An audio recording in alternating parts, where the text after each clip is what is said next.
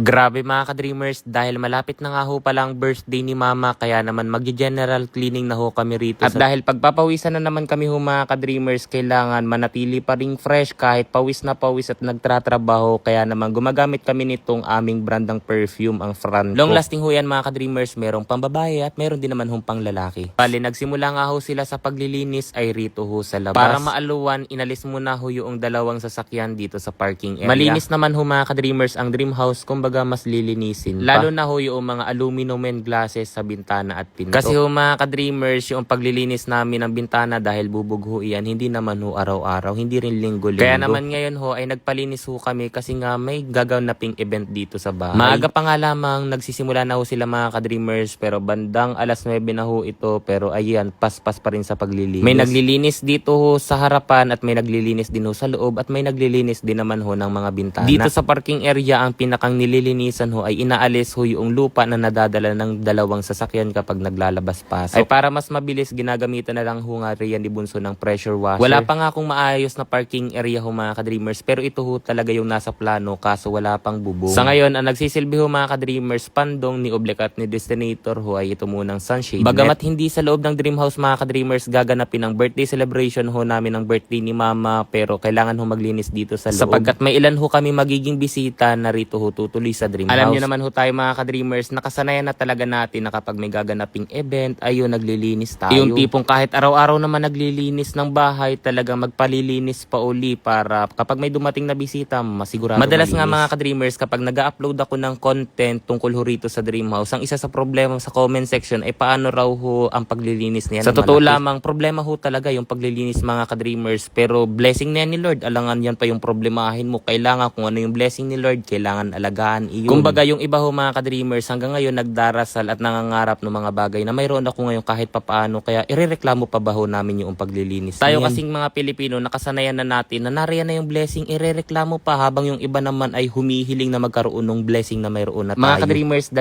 araw na lang celebration na namin ng birthday ni mama, abangan nyo ho yun. Kasi mga ka-dreamers, tulad ng sinabi ko sa inyo, first time namin magsi-celebrate ng birthday kaya ni naman mama. Yung isang pangarap ko at pangako ko kay Lord para kay mama ay matutupad ko na ho mga ka-dreamers. Dreamers, sobrang ganda talaga ho ngayon ang bigayan sa bagong site na Deslab. By the way, pag core license nga ho pala ito, kaya walang problema. Kumbaga legal na ho ito mga ka-dreamers. Ganun pa man, palagi nyo pa rin tatandaan na gamble responsible dahil lahat ng sobra ay masama. Pero syempre, huwag ninyo ho mga ka-dreamers kalilimutan gawin ang ating mechanic, sapagkat hindi ko rin ho kalilimutang mag-share sa inyo ng blessing dahil ako ay nananalo ngayon.